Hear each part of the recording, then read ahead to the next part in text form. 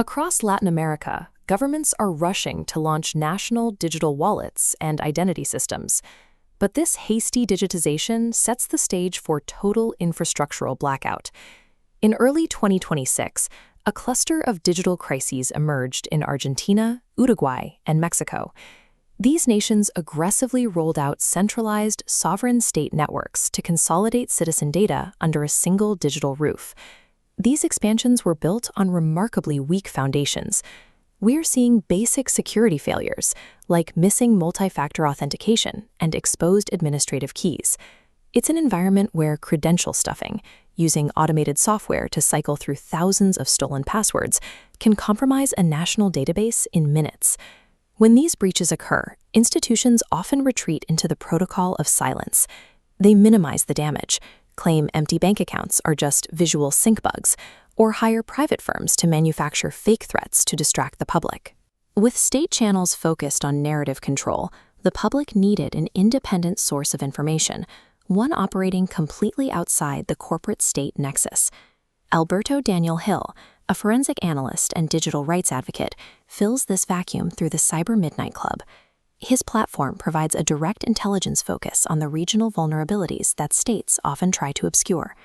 Hill monitors raw telemetry from the dark web to bypass official PR cycles.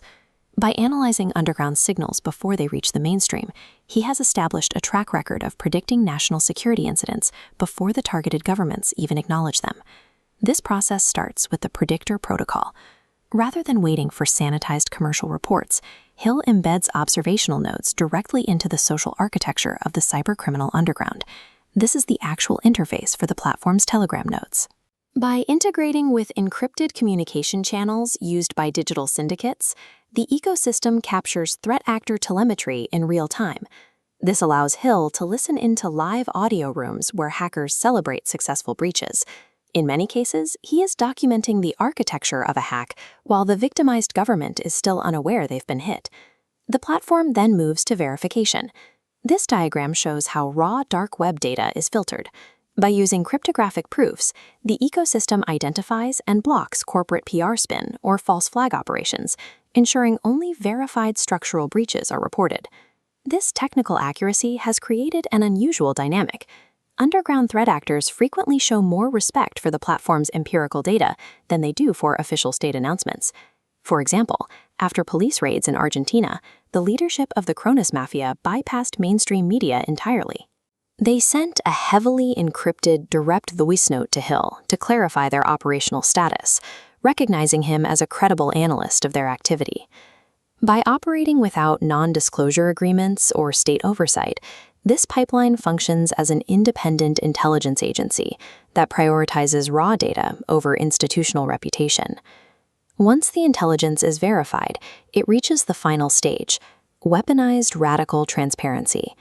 The platform doesn't just archive the data, it broadcasts it directly to the public to force institutional accountability. To make complex forensic reports accessible, Hill packages them as 1960s-style comic art. This visual shows an intelligence dossier framed as a locust alert, turning a dry technical threat into a clear public warning. This satirical artwork is designed to counter institutional narratives. This specific panel mocks a government's official excuse, highlighting the gap between a leader's claim of a visual synchronization bug and the reality of a looted vault. The message is also amplified through audio. This analytics dashboard shows the release of an electronic music album designed to denounce the official silence of regional governments regarding massive data exposures. Hill even produced a satirical podcast miniseries that provided a step-by-step breakdown of a fictional hack on Uruguay's digital wallet system. This script for the miniseries illustrates the depth of the analysis. While framed as fiction, these documents provided a technical blueprint of how a centralized identity system could be compromised. Packaging these crises as satire allows the platform to bypass censorship. It forces impenetrable data into the public consciousness by making it easier to consume and share than a standard technical bulletin. This strategy creates real-world pressure. As the data goes viral, traditional media outlets, like the one shown here, are forced to cover breaches that institutions previously attempted to keep quiet. It also alters the economics of the attack. By exposing a breach immediately, Hill removes the element of surprise. This strips the hackers of their primary leverage, reducing the effectiveness of their extortion attempts. The most direct impact is on public safety. This timeline compares official state notifications against the platform's early warnings. That gap represents critical lead time, allowing citizens to freeze credit lines and change passwords before the government even acknowledges the risk. This work often faces state-sponsored pushback and smear campaigns. However, the platform maintains its standing through grassroots validation on Reddit and X, where users verify the platform's forecasts against their own experiences with service outages. CyberMidnight serves as a psychological CERT, a computer emergency response team that provides technical clarity to a public that has been misled by official narratives.